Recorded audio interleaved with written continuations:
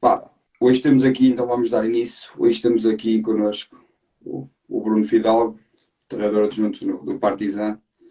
E eu Bruno, não Diego, Bruno, queria-te agradecer mais uma vez por teres aceito aqui o meu convite, partilhares um pouco aqui a tua experiência. Sei que é complicado, porque estou em competição, mas mais uma vez obrigado por partilhares aqui um pouco as tuas ideias connosco. Para essa, eu é que agradeço a lembrança e tenho sempre um gosto enorme de falar. Sabes que a minha resposta não foi imediata, mas porque estamos aqui numa fase complicada, mas a verdade é que eu gosto destes momentos de partilha e acho que são importantes para ambas as partes. Sim, acredito que vai ser enriquecedor para ambos e também para as pessoas que nos estão a ouvir agora e para as pessoas também que nos vão ouvir no Spotify. Bruno, falamos um pouco como é que isto começou, esta parte, o gosto pelo treino, pelo futebol. Falamos aqui um pouquinho para quem não te conhece a ti tão bem, ficar a saber quem é o Bruno. Claro, olha, é um bocado uma longa história, não é? Uhum. Será um bocadinho para todos. O gosto pelo futebol já vem desde a altura que eu jogava. Entretanto, também rapidamente percebi que não iria alcançar o mais que pretendia. E depois, muito influenciado por aquilo que foi a era de Mourinho no Porto, como grande parte dos treinadores portugueses desta geração foram-se apaixonando pelo treino e percebendo que havia ali uma profissão que é interessante a vários níveis. E fomos começando, e falando no meu caso em particular, obviamente, fui começando a estudar o jogo, a procurar informação desde muito cedo. Ainda antes da faculdade, eu lembro-me de já recolher alguma informação sobre o jogo e já havia muita documentação disponível, quer através da Universidade do Porto, várias coisas que estavam já escritas por gente que estudou e refletiu muito o jogo nessa altura.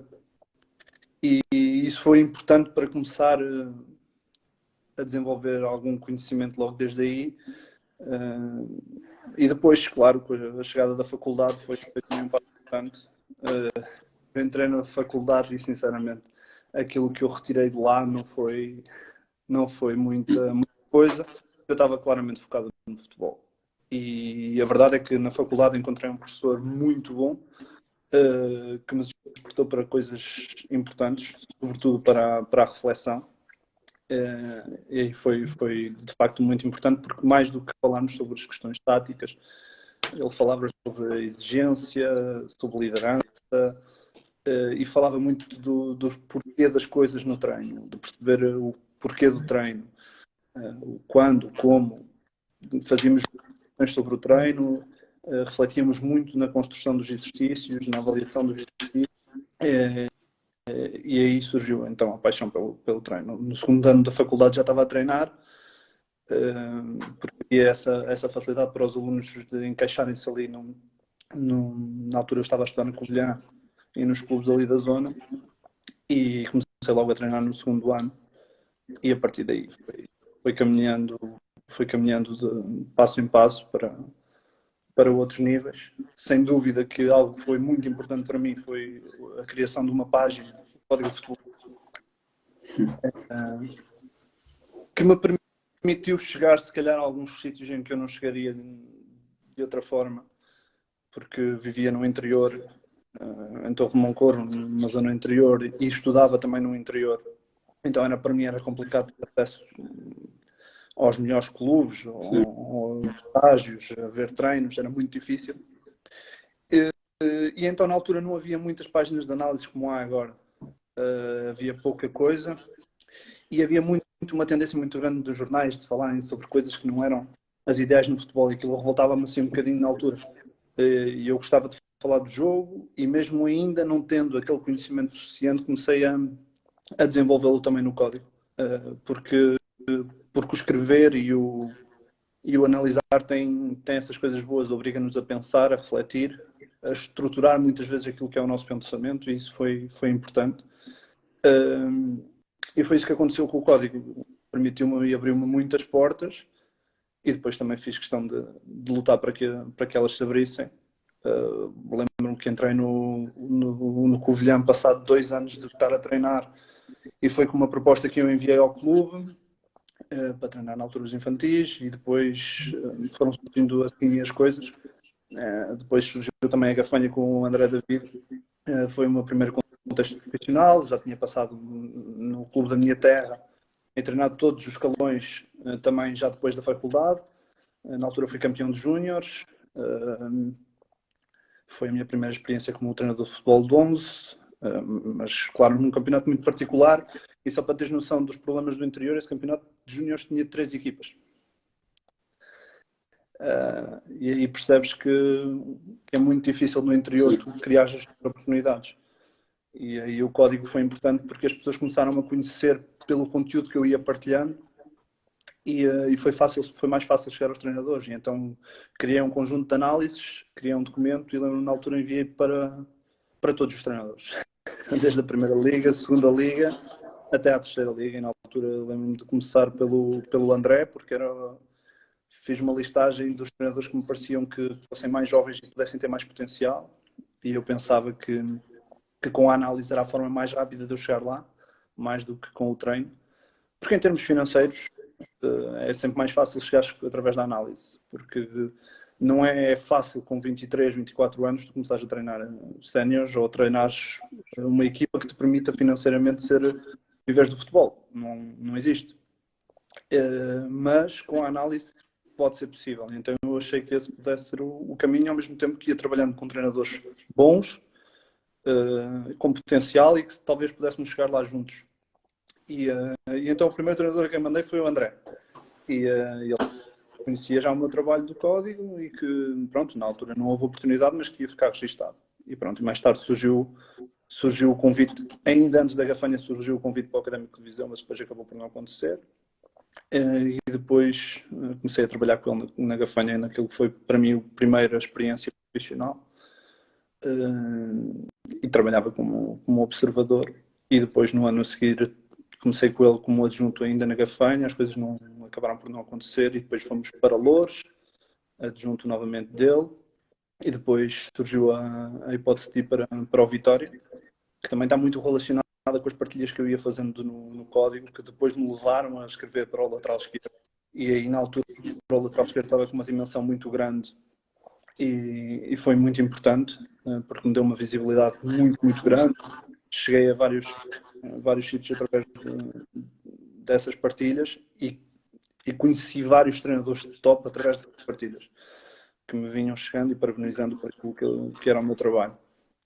E aí eu comecei a perceber que talvez pudessem surgir coisas positivas. Acabou por surgir o Vitória, através do Alex, que eu não o conhecia,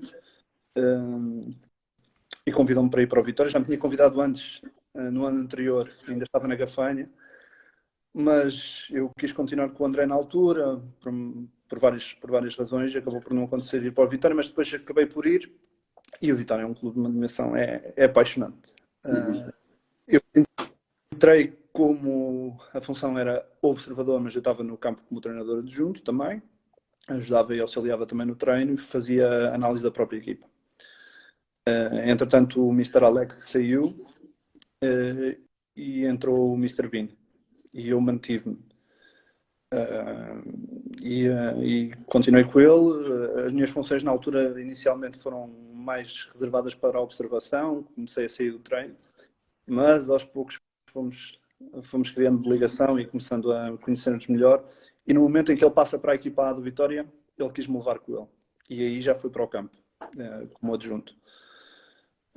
Depois disso, foi arriscado porque nós tínhamos a certeza que eu iria renovar no Vitória, que iria continuar por lá, mas altamente seduzido pela capacidade ou pela possibilidade de treinar a equipa A, tinha que vivenciar aquilo, nem que tivesse que sair passado 8 jogos, como foi o caso. Foi uma experiência muito enriquecedora e depois levou à minha saída do Vitória e mais tarde surge então a minha primeira experiência como treinador principal no Loures, aos 29 anos, e correu muito bem, sem dúvida. Foi sem dúvida a posição onde consegui desfrutar mais e independentemente das condições brilhantes e fantásticas que eu tive no Vitória, Não houve um dia em Loures que eu não fosse mais feliz do que em Guimarães, e a atenção que eu adoro o clube e fiquei altamente ligado ao clube e à cidade, mas liderar e treinar e fazer as coisas à nossa maneira tem sempre um gosto especial. E pronto, depois disso as coisas acabaram por correr bem.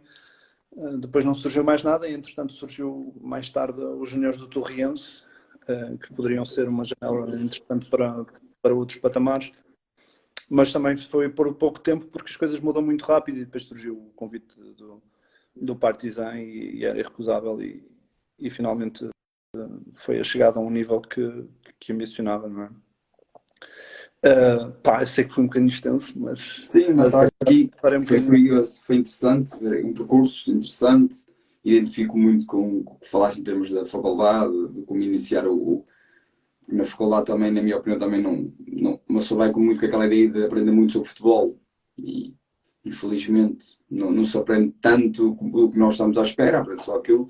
Achei interessante também depois do teu percurso, já conhecia um pouco, também fui estando aqui um pouco, mas para as pessoas também que não te conheciam tão bem ficam aqui a conhecer. Bruno, fala-me um pouco também as tuas funções, o que é o papel que falaste, como chegaste aí, eu ia te perguntar aí se tu antecipaste muito bem. Fala um pouco quais são as tuas funções aí no Partizan. Deixa-me só esclarecer em relação a essa questão da faculdade, que há muita gente competente na faculdade e a estudar, Sim, e sim. nos trouxe imensas coisas. Eu lia quase tudo do professor Júlio Garganta, quase tudo do professor Júlio, Meu professor. e o meu professor tinha ideias diferentes e eu adorava. E temos o professor Vital Frade, e temos muita gente competente que trouxe muitas coisas em termos de conhecimento, que nos permitiu e que nos permite, se Claro. calhar, estar onde nós estamos. Por isso não quero de forma alguma tirar valor, até porque, Não, não, não, isso pelo tem cá. contrário, acho que eles são responsáveis por muito daquilo que se faz de bem e muito daquilo que os treinadores portugueses fazem bem. Em relação à tua pergunta e aqui às minhas funções, eu aqui no Partizan sou treinador adjunto. Sou responsável por tudo que é, sobretudo pelo tudo aquilo que é o trabalho tático no campo, e depois análise da própria equipa. Porque ainda estamos limitados em termos de estrutura, eu ainda faço a edição do vídeo do adversário. Temos um analista que trabalha connosco e que está a fazer a análise do adversário, compila-me os momentos que acha pertinentes, muitos, e depois eu faço ainda uma redução, seleciono o que quero mostrar e edito o vídeo e apresento depois. E apresento o vídeo da própria equipa, análise da própria equipa, apresento a análise do adversário, e depois estou responsável por essas tarefas no treino. Como é que procuram fazer essa divisão durante a semana? Dias a procuram apresentar, já falaste que és tu que apresentas quer o adversário, quer a própria equipa, mas como é que dividem isso ao longo de uma semana antes de um jogo?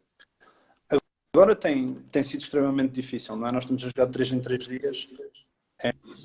É extremamente difícil. Às vezes Fala um pouco sobre isso, como é que quando tens mais espaço para preparar um jogo, imagina um jogo por semana, e nessas situações onde tens em 3 dias, o que é que difere? Fala-nos um pouco sobre para as pessoas também perceberem o grau de complexidade que existe aí também na série. Claro. Quando nós jogamos uma semana, a análise é muito mais fácil para nós. Ou no dia de recuperação, no primeiro dia da semana pós-folga, conseguimos apresentar o vídeo daquilo que foi a análise ao nosso jogo, ou se sentirmos que estão mais cansados e que ainda não estão disponíveis para receber essa informação, podemos esperar mais um dia e então apresentar. Depende também daquilo que for o resultado e das emoções que nós vamos transmitir com aquele vídeo. Porque se forem coisas boas, se calhar é mais fácil adiarmos um dia, mas se forem coisas más, se calhar preferimos despachar mais rápido, não é? E depois, no dia por exemplo, jogando domingo, na quinta-feira, que é o dia em que nós já começamos a meter adversário no treino, aí já apresentamos o adversário, na manhã desse treino. Normalmente fazemos assim. Jogando 3 em 3 dias, é mais complicado e muitas vezes é folga e depois os 2 dias seguintes temos vídeo. Nós não temos depois muito espaço para encaixe estratégico. Normalmente é o dia que antecede o jogo que que trabalhamos ali de forma mais pausada alguns detalhes que achamos que são importantes, tentamos reforçar algumas coisas, mas a maior parte do tempo é para recuperar.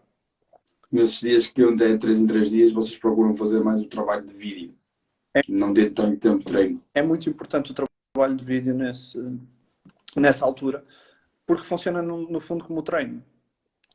E nós aproveitamos para, se calhar, sobrecarregar um bocadinho mais aí e podemos dar mais tempo a esses vídeos nessa altura e podemos, se calhar, perder um bocadinho mais de tempo na sala de vídeo para refletir e para trabalhar aí, até para ir buscar os jogadores individualmente ou por setor e tentar mostrar mais coisas, até através de exemplos de outras equipas e outros tipos de questões, para explicar o que é que nós queremos, porque depois no campo, de facto, estamos limitados e é muito mais complicado.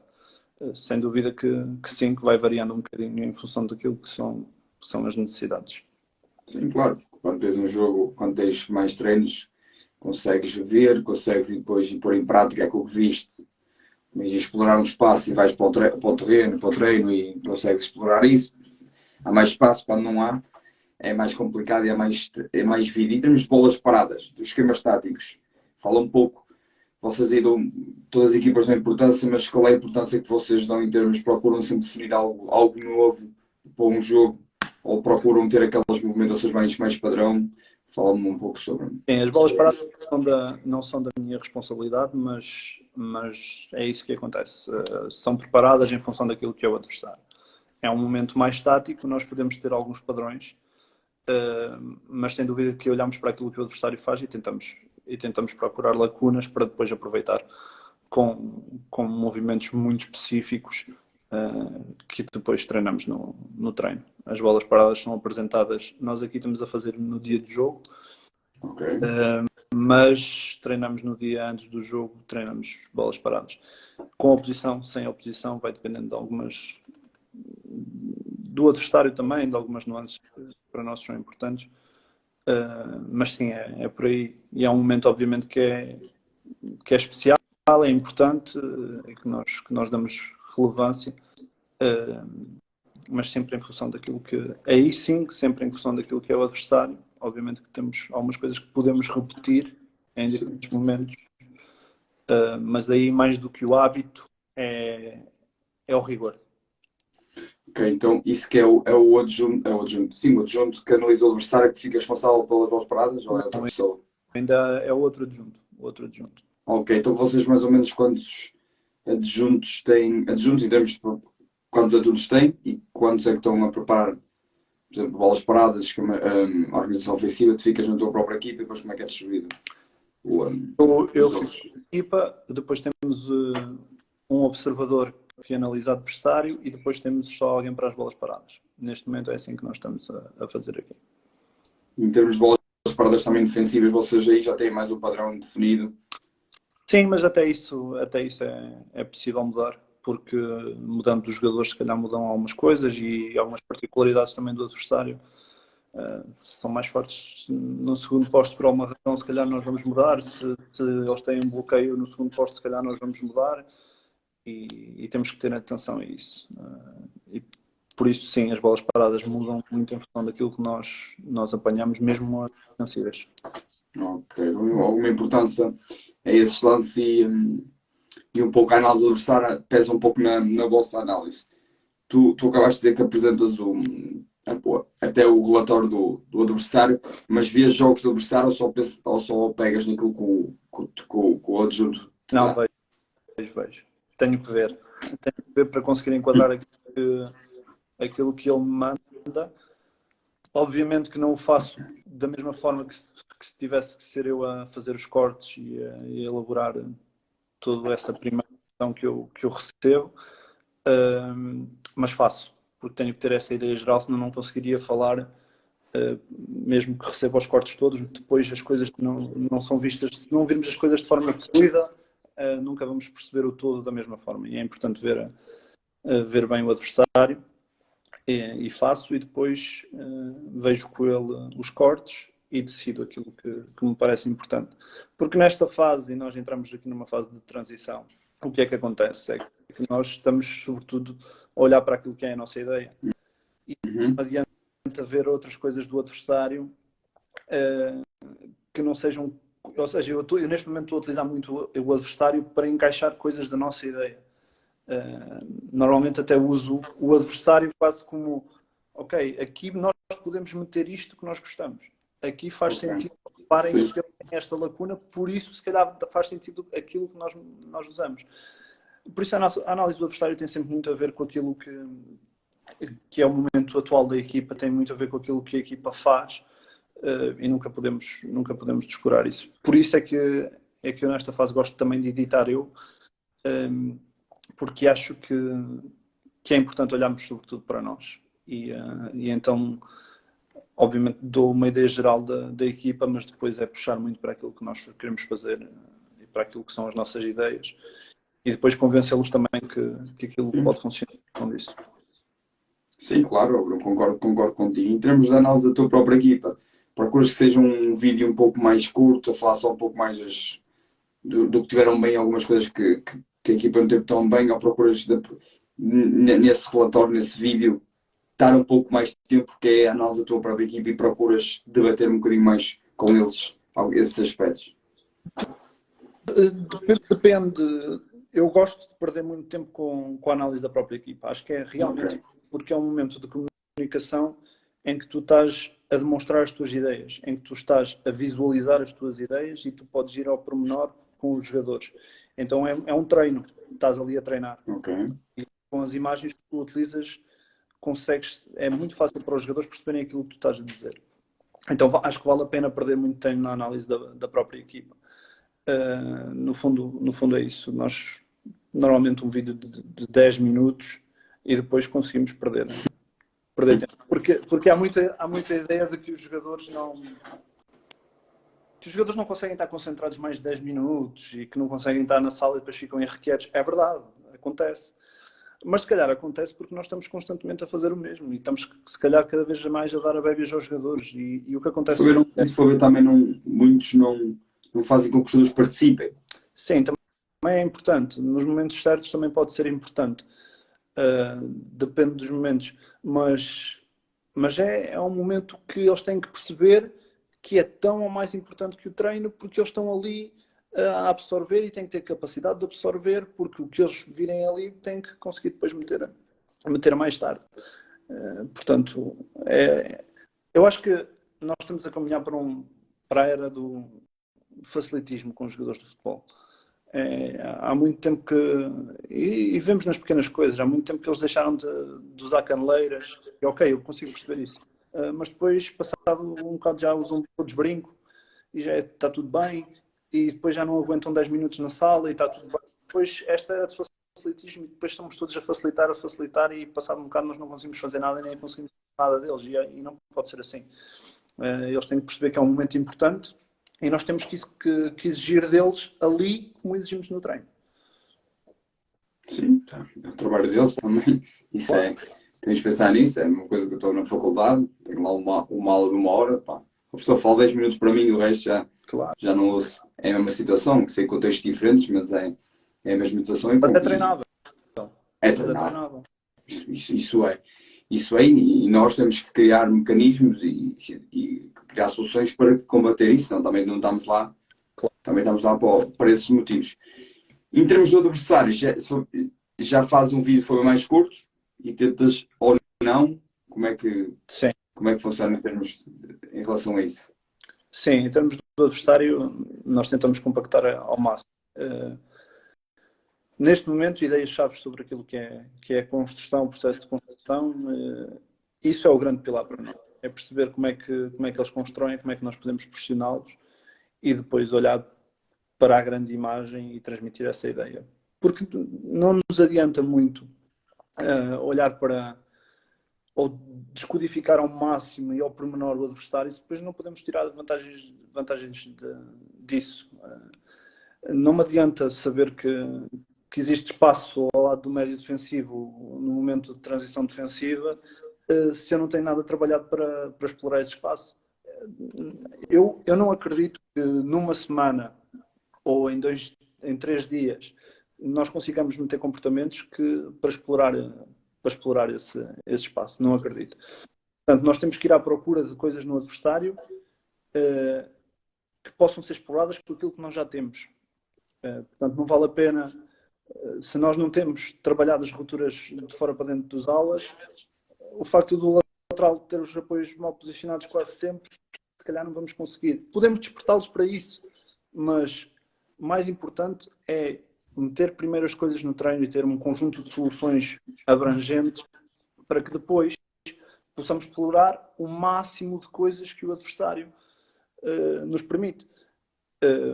Mas numa fase inicial, e sobretudo quando não temos tanta coisa já consolidada, é olhar para os básicos, para as coisas básicas. Olhar sobretudo para como nos pressionam e como somos pressionados, e depois perceber como é que nós podemos sair em construção. Sim, Bruno, concordo com a maior parte do sucesso em termos da análise do adversário. Muitas vezes analisamos coisas que a nossa equipa não é forte, não é algo que nós trabalhamos para explorar. Isso é algo que eu, quando estava em clubes, acontecia em algumas situações. Analisámos isto, mas a nossa equipa não está a conseguir explorar. Mas é normal, não está a conseguir explorar. Não treinamos isto, não é por explorar este espaço. Esta equipa deixa espaço entre linhas. Primeira linha defensiva, o que é que adianta se eu não tenho lá ninguém que me aproveite aquele espaço? Isso não é importante ir buscar algumas zonas que a nossa equipa consegue explorar, porque senão é difícil, digo eu. Claro, por isso, Treinar isso durante uma semana, tanta coisa, tens de treinar numa semana. por isso é que o observador tem que ser um conhecedor daquilo que é a ideia de jogo, para depois enquadrar na análise naquilo que a equipa. Não adianta percebermos o que é o todo ao pormenor e ao detalhe. Não, tem que ser algo enquadrado com aquilo que é a ideia de jogo existente e de que forma é que aquilo que nós temos pode servir e onde pode servir. É sobretudo isso. Sim. Bruno, em termos de análise individual, vocês procuram focar-se nesse aspecto com os vossos jogadores, ou é algo que vocês até gostariam, mas não têm essa capacidade? Fala-me um pouco também sobre esse aspecto. Não, fazemos.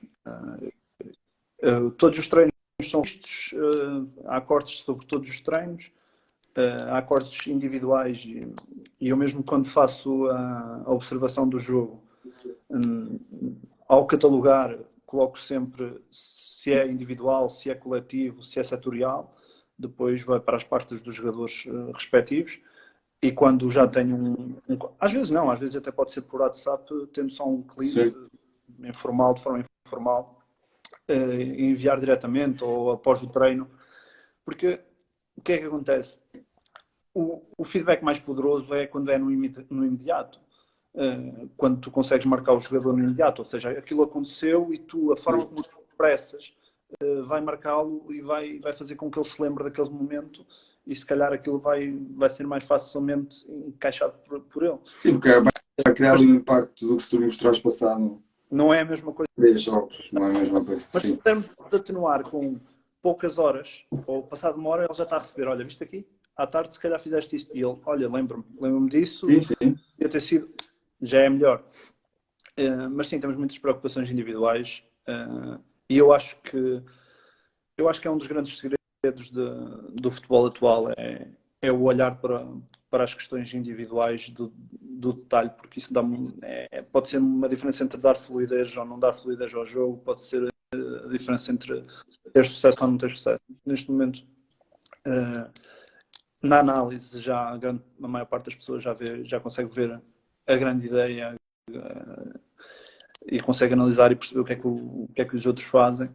Acho que o grande segredo está na análise individual e análise coletiva dos próprios jogadores e da própria equipa e da forma como tu consegues depois ter soluções para potenciar e para ir melhorando aqueles jogadores. E depois, claro, há algo que me parece que é muito importante, que é depois teres por trás um suporte de imagens que te permita dizer a este jogador, olha, não é assim, mas é assim.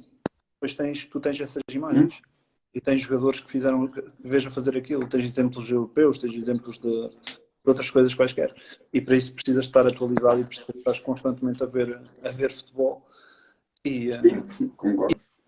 isso E ajuda-te. não podemos fugir com um vídeo, o jogador não pode dizer que não pode dizer que sim, ele é ali. Olha, eu posso-te contar aqui um exemplo giro que aconteceu aqui na Sérvia. Eu mostro vídeos do Feiza em transição defensiva desde a gafanha. Aquele é o meu exemplo de referência que eu utilizo para mostrar. Mostrei na Gafanha, mostrei individualmente no Vitória, e eu no Vitória tinha muitas responsabilidades pelo trabalho individual a mostrar vídeos, sobretudo para a equipa B, mas não só. E mostrei muitas vezes o vídeo dele e de como é que eles se deviam comportar, de que momento é que deviam saltar, de que momento é que deviam controlar. E cheguei aqui e tinha esse vídeo e acabámos por decidir mostrá-lo na mesma, e ele faz parte do nosso plantel. E foi engraçado ver que realmente ele percebe o porquê das coisas, e depois mesmo em treino ele tem essa capacidade de entender. Mas lá está, o suporte para passar uma mensagem, utilizar vídeos de outras equipas é muito, muito importante, mesmo a este nível, porque há níveis sempre acima, e haverá, espero que um dia não haja, mas para já há. E portanto, vale sempre a pena mostrar o que é que as melhores equipas fazem, porque é uma forma de que os jogadores gostam e muito mais fácil para eles fazer. Claro, e na série do Arsenal víamos a fazer isso, a mostrar a Lacazette e exemplos de Benzema. É verdade. Isso é o que tu estavas a dizer, e eu acho que é importante. E quando falo com treinadores, eles também dizem que fazem muitas questões de equipa técnicas, que é vamos ver outros jogos. E eles, imagina, estão a ver, ainda há pouco estava a falar com o treinador que juntou a equipa técnica para ver o Brighton, estavam a ver e depois juntaram-se, reuniram-se e debateram o que viram lá para criar ali um debate positivo e diálogo e fazer esses cortes que tu acabaste de falar muito bem, que é importante ter uma base de dados dos jogadores a fazer aquele movimento bom para nós mostrarmos, porque há muitos jogadores que nós dizemos, tens de fazer isto, e ele, mas como é que eu faço bem? E tu o que é que lhe dizes? Vais tu exemplificar? É difícil. É difícil. Se eu tiver a oportunidade de trabalhar com o jogador diretamente no campo, depois às vezes podes conseguir isso, mas nunca tem o mesmo impacto do que aquela imagem. Um vídeo é um vídeo. E no Vitória eu tinha grupos com do Vitória, em Loures, tinha grupos por setores, e mesmo individualmente, e estávamos constantemente, às tantas já eram eles que partilhavam um movimento qualquer da linha defensiva e dizer, olha, aqui isto. Depois discutíamos, fazíamos perguntas, e isso é verdadeiramente enriquecedor. Mas para isso é preciso que os jogadores sejam treináveis. E há jogadores que nem todos os jogadores neste momento são treináveis ou têm a vontade de ser treináveis, não é? Claro. E também temos que perceber essas particularidades e se calhar arranjar outras formas para intervir. Mas sim, sabemos que agora. realmente é isso. Sim, e agora com isto das redes sociais, criação de grupos, ajuda sempre mais, como disseste, pá, vi isto, envio-lhe, ele vê aquilo e depois até consegue-nos partilhar onde é que teve mal, onde é que teve bem, e acho que isto é importante.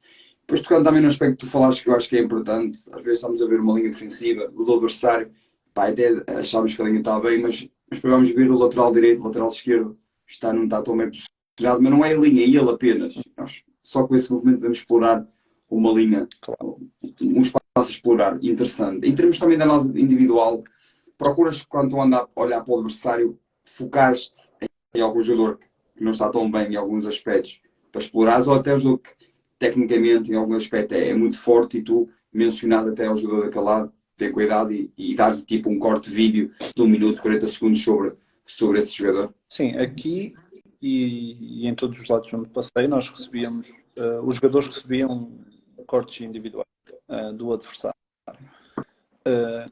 Era importante e é importante por questões mais de pormenor e eu acho que do jogador conhecer aquilo que pode enfrentar. Mas depois, na prática, aquilo que é mais relevante é enquadrar essas características daquilo que nós vemos individualmente e aquilo que para mim é mais importante. Naquilo em que é que se traduz coletivamente aquilo. Ok, este jogador tem uma grande capacidade de passe. Ok, traduz-se em que isso? Não, a mim não me adianta saber que ele tem uma grande qualidade de passe longo. Não. Eu quero saber, este jogador é muito bom tecnicamente. Não me diz nada isso. Eu quero saber o que é que ele faz com isso, o que é que ele faz. Ok, ele é muito bom no passe longo e tem uma capacidade de solicitar rupturas a partir deste momento. Ou sempre que recebe um passe recuado, ele vai sempre à procura das rupturas utilizando o seu passe. Tem uma capacidade de variar jogo quando recebe aqui. Isso é que é importante. Agora, depois, para os jogadores individualmente que recebem informação, depois podem ter noção de para onde é que ele gosta mais de sair, coisas mais de pormenor individual, para quando serem contrariadas num 1 contra 1 ou outro tipo de abordagens. E se nós achamos que é um jogador em específico que tem uma determinada preponderância por alguma razão, também podemos ter o cuidado de falar com ele e explicar, olha, este jogador gosta de receber no peito, mas se calhar precisa de proteger nas costas dele e se calhar se dermos mais espaço podemos dificultar-lhe a vida. Há N exemplos de coisas deste género. E depois isto. Claro, Bruno. Em termos também estamos aqui quase a terminar, em termos de análise, pá, a tarefa do analista ou dos analistas no dia de jogo é passar como é que funciona, qual é o trabalho deles aí no Partizan, ou seja, passam a informação diretamente para o banco, venham no intervalo, falam-nos um pouco também para as pessoas perceberem como é que funciona aí no dia de jogo. Sim, eu estou no banco, tenho acesso ao jogo em direto, ok, com uma diferença que me permita ver as duas coisas. Se quiser ver o lance em direto e depois quiser rever, obviamente que há esse delay que me permite isso. E depois há outro analista que me faz cortes se eu assim desejar. Nós temos, em termos de estrutura, estamos muito limitados, portanto é só isto. Normalmente eu retiro algumas notas que acho pertinentes e se ao intervalo o quiser mostrar, tenho esses momentos preparados. Mas o analista também tem liberdade de, se vir alguma coisa, de enviar e partilhar logo Sim, direto para o banco. sim. Ok. E aproveita, consegue logo nesse momento. Normalmente não enviamos vídeo, não estamos a fazer isso. Okay. No Vitória enviamos com frequência. Aqui não. Aqui apenas ele tem também acesso ao vídeo e aquilo que fazemos é troca de informação, mas sobretudo a preparação depois de momentos que possam ser relevantes para o intervalo. Tu és daqueles treinadores que logo após acabar o jogo, vês logo o jogo, consegues ver o jogo, és daqueles que queres desligar um bocadinho e no dia seguinte, ao passado umas horas, ver. Não consigo. Eu tenho que ver o jogo para ir descansar, eu tenho que ver o jogo primeiro. Nem que seja a passar um bocadinho mais rápido, mas eu tenho que ver, porque sinto sempre que gosto de ter a certeza de que aquilo que eu vi foi aquilo que aconteceu, deixa-me tranquilo.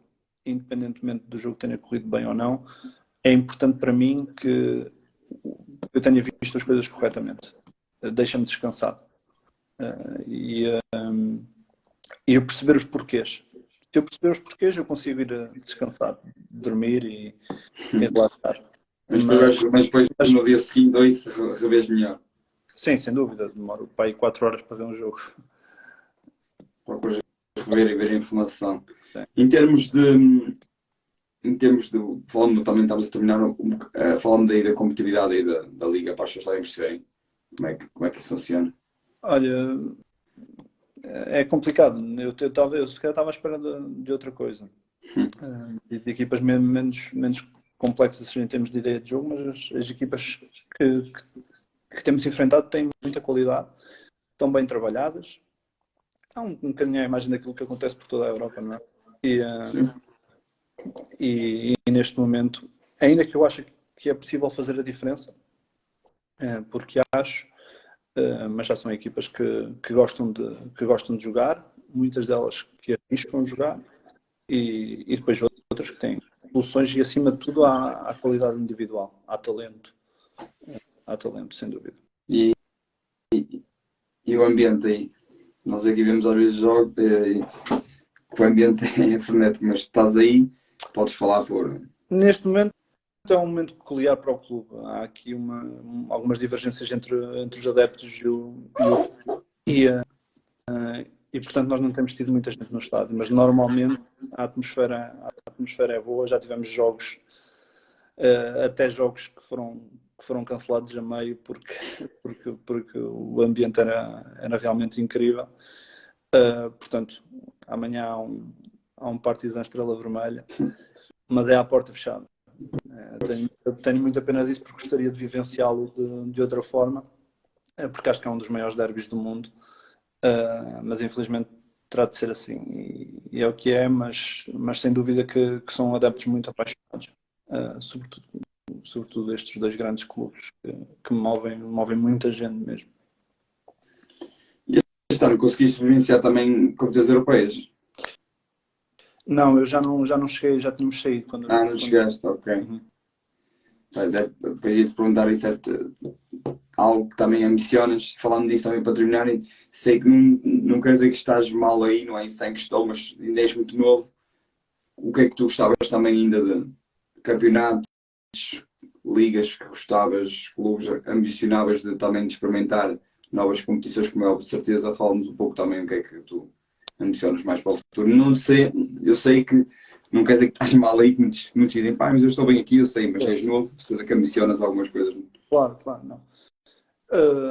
Para já seria fantástico alcançar aqui os objetivos que o Partizan. Neste momento está complicado porque estamos a lutar pelo acesso à Champions, mas com o resultado do último jogo ficou complicado para nós, mas seria bom se atingíssemos pelo menos a Liga Europa.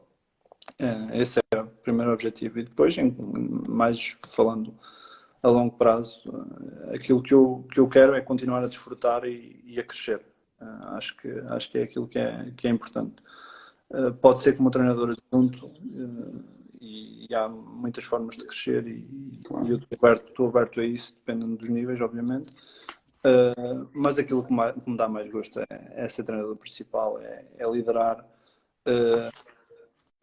Não há algo que me dê mais prazer do que dar treino e do que pôr as minhas ideias em prática. Por isso, aquilo que eu ambiciono para o futuro é isso, é voltar a liderar, mas não tenho pressa. E se houver contexto para eu crescer sendo treinador adjunto, está perfeito. O mais importante é quando as oportunidades surgirem, estar e mostrar-me novamente preparado e para que as coisas corram bem, porque o objetivo é chegar ao alto nível como treinador principal. Sim, sem dúvida, o importante é evoluir. Pá, isso eu acho que é o mais importante e acho que isso é o que se deve fazer. Bruno, quero depois colocar isto no Spotify, não quero que isto fique muito longo. Por agradecer-te imenso, gostei bastante aqui da partilha, gostei das respostas que deste, fez-me pensar muito a mim, espero que também tenha feito pensar as pessoas que estavam aqui a ouvir e acredito que isto que vai ser um episódio onde as pessoas vão aderir bastante porque eu gostei bastante, também está disponível para as pessoas verem isto no Spotify. Bom, espero que também Obrigado. espero que tenha sido bom para ti e desejar-te os sucessos, quer primeiro pessoais, como é óbvio, mas depois também que tenhas todo o sucesso profissional e que consigas atingir, quer aí, mas também futuramente os teus objetivos. Obrigado, João. E olha, toda a sorte para ti nos teus projetos e acho que tens sido muito proativo naquilo que tens feito e desejo todo sucesso, acho que estás a tê-lo e que assim continue e que possas chegar onde pretendes. Olha, obrigado Bruno, obrigado a todos, um abraço e até ao próximo episódio. Um abraço a todos.